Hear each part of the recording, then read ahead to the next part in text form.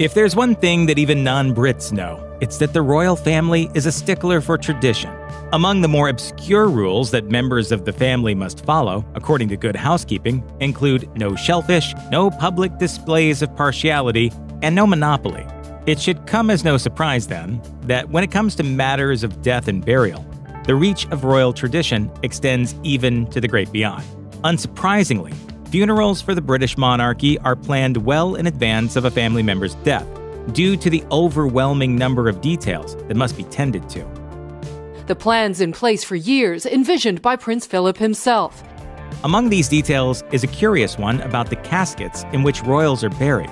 No, a member of the royal family doesn't get the standard steel casket that you'll find on display in any funeral home. Per the Daily Mail, members of the royal family have typically been interred in lead-lined caskets, and there are a few very interesting reasons for that. Metro UK takes us back to a memory many of us may have forgotten about Princess Diana's funeral, reporting that her coffin weighed nearly a quarter of a metric ton, or about 500 pounds. The Welsh Guard serving as pallbearers could be seen visibly struggling under the coffin's weight. The reason? You guessed it, it too was lined with lead. Why all the extra structural support? Much can simply be chalked up to that most prized royal attribute, tradition.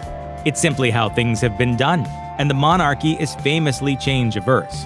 In addition to the pull of tradition, though, there are a few practical reasons for the lead-lined coffins. A sealed casket is airtight, meaning moisture can't get in quite so easily. Because the environment is drier, the remains take much longer to decay, a very real concern for some royal burials, since the deceased member of royalty might be moved later on, as was the case for Princess Alice, Prince Philip's mother.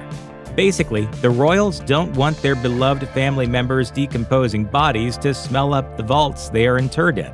The tradition of using personal-sized boxes for interment began centuries ago, and usually, those with more wealth could afford better after-death digs. Ancient Egypt and Mesopotamia, for example, had coffin-like structures that were constructed of wood, cloth, or paper.